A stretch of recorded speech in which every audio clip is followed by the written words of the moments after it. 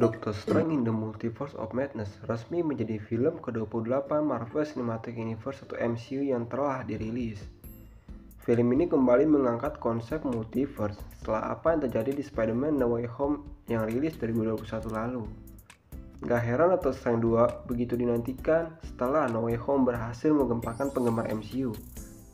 Yang membuat Doctor Strange in the Multiverse of Madness semakin dinantikan adalah film ini digarap oleh Sam Raimi, sosok yang juga menjadi sutradara trilogi Spider-Man versi Tobey Maguire.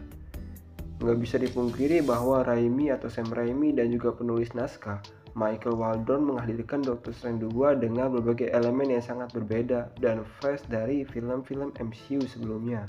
Apa saja hal dari Doctor Strange 2 yang membuat film ini menjadi film paling berbeda dan juga fresh daripada film MCU sebelumnya?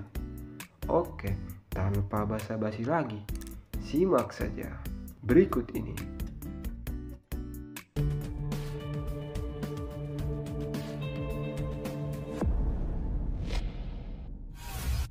Hadirkan elemen horor yang cukup bikin deg-degan.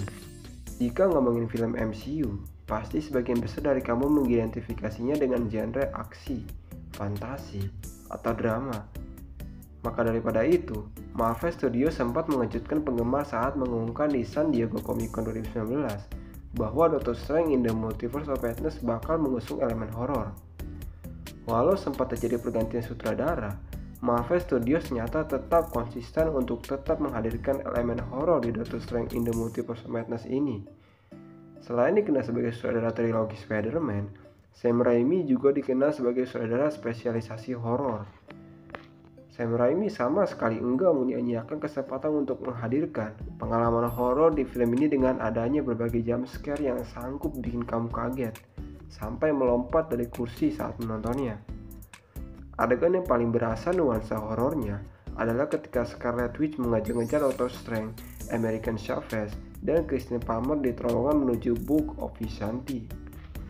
Scarlet Witch dengan badan berlumuran darah dan berjalan terseok-seok layaknya seperti zombie terlihat begitu menyeramkan. Ditambah lagi, Scarlet Witch tiba-tiba muncul di saat Doctor Strange, American Chavez, dan Christine Palmer mengira mereka berhasil menghentikan dia. Tampilkan adegan kematian brutal untuk ukuran film MCU. Kamu yang penggemar film superhero pastinya nggak asing dengan kritikan bahwa MCU adalah film keluarga. Soalnya, film MCU selalu hadir dengan rating PG-13 atau film untuk penonton usia 13 tahun ke atas. Dan dikritik kurang berani bertema gelap dan juga brutal. Seperti halnya film-film MCU sebelumnya, Doctor Strange in the Multiverse of Madness juga dirilis sebagai film PG-13. Lewat Doctor Strange in the Multiverse of Madness, Marvel Studios akhirnya bisa membungkam kritikan tersebut. Sutradara Sam Raimi bisa dibilang cukup berani untuk sedikit mendobrak batas-batas film PG-13 dengan menghadirkan adegan kematian brutal yang selama ini tidak berani ditampilkan di film-film MCU sebelumnya. Di antara semua adegan kematian Doctor Strange in the Multiverse of Madness, pembantaian Illuminati oleh Scarlet Witch bisa dibilang yang paling brutal sampai saat ini. Semua anggota Illuminati, kecuali Mordo versi Earth 838, mengalami kematian yang sangat tragis. Contohnya seperti Black Bolt kepalanya pecah, Mr. Fantastic tubuhnya tercerai berai seperti mie, Captain Carter yang tubuhnya terbelah perisainya sendiri, Captain Marvel tertimpa patung raksasa, dan juga Profesor X lehernya dipatahkan Scarlet Witch.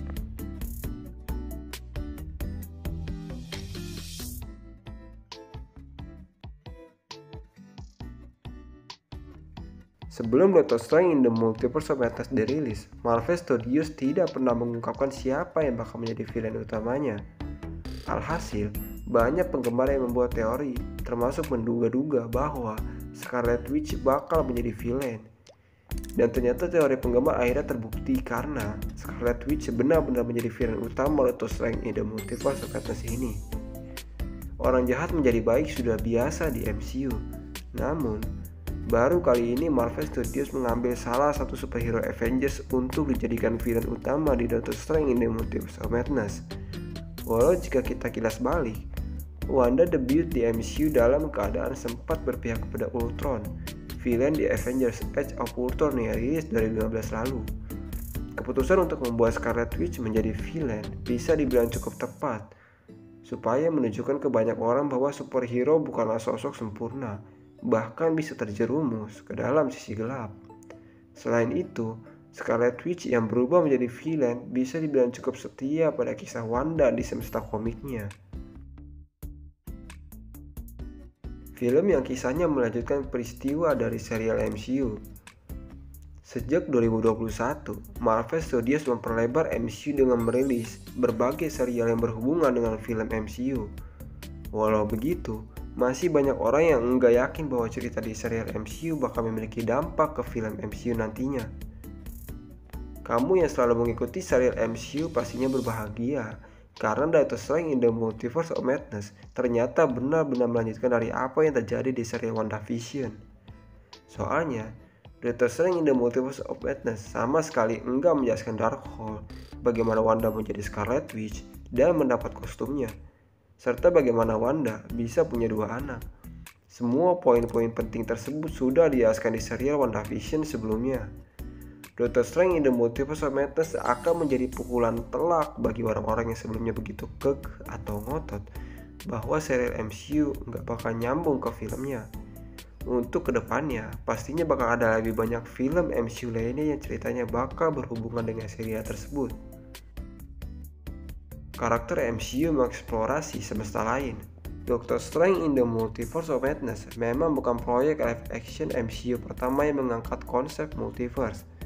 Sebelumnya, ada serial Loki dan juga Spider-Man No Way Home yang lebih dahulu mengangkat konsep multiverse.